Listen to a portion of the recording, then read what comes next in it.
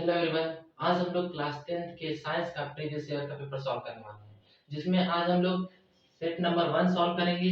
और जो साइंस का पेपर होता है वो 3 खंडों में डिवाइड होता है, खंड क, खंड ख और खंड ग। खंड क जो होता है उसमें फिजिक्स होते हैं, और खंड ख जो होता है वो उसमें केमिस्ट्री, और खंड ग जो होता है उसमें बायो होता है। तो आज हम लोग खंड क सॉल्व करने वाले हैं, जिसमें पहला क्वेश्चन है वो हमारा बहुविकल्पी क्वेश्चन है। तो चलिए अपना पहला क्वेश्चन सॉल्व करते हैं। तो पहला क्वेश्चन पूछा क्या है, वायु के सापेक्ष माध्यम का अपवर्तनांक अधिकतम होता है। तो सबसे पहले जानते हैं अपवर्तनांक किसे कहते हैं। अपवर्तनांक किसे कहते हैं? जब प्रकाश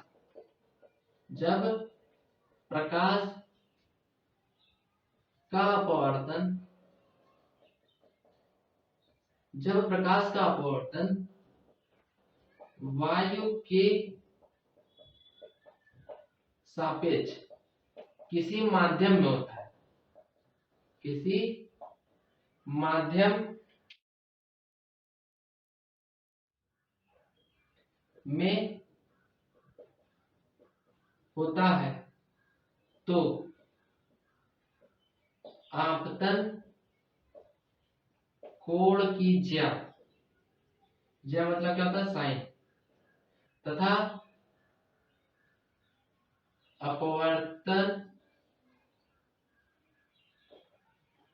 कोण की ज्या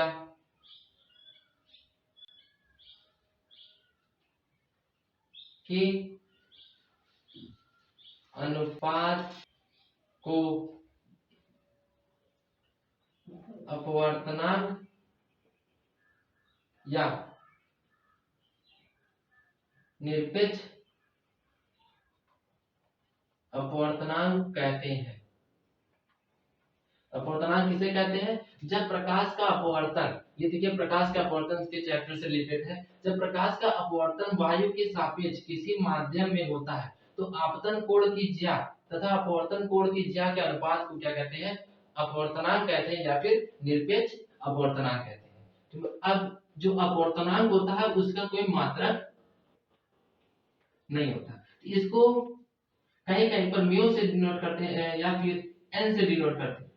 एन इज इक्वल टू क्या हो जाएगा, साइन आई। आपतन कोण क्या होता है, साइन आई होता है, और अपवर्तन कोण क्या होता है, साइन आर।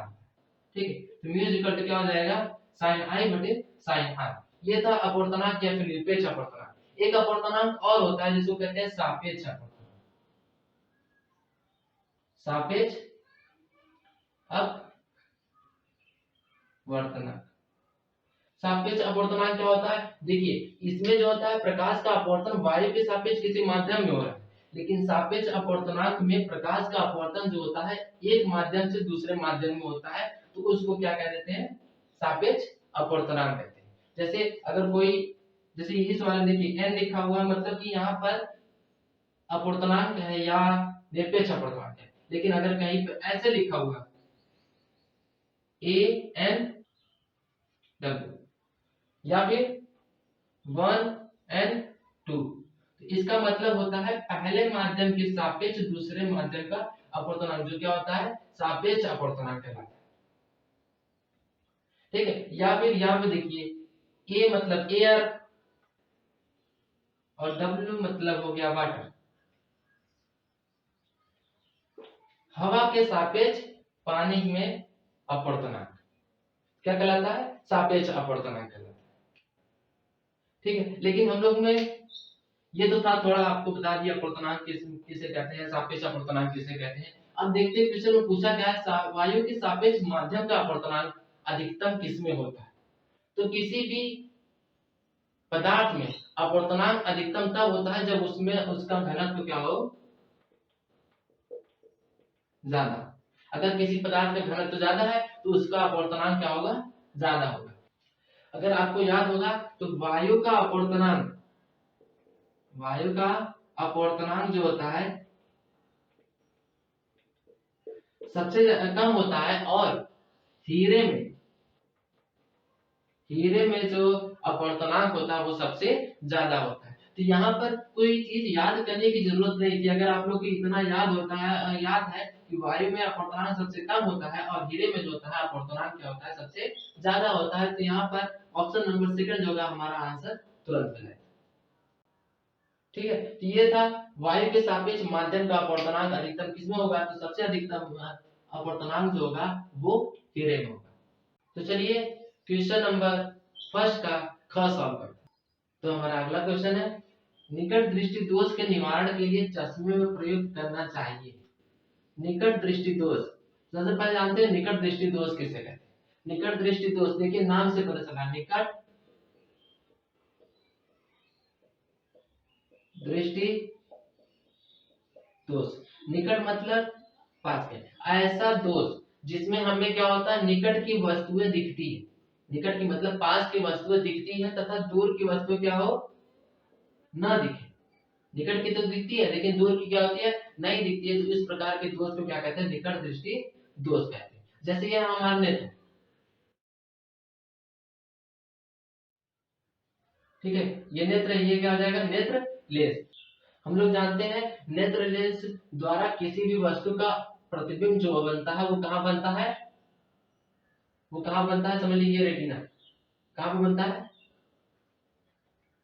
रेटिना पे बनता है ना।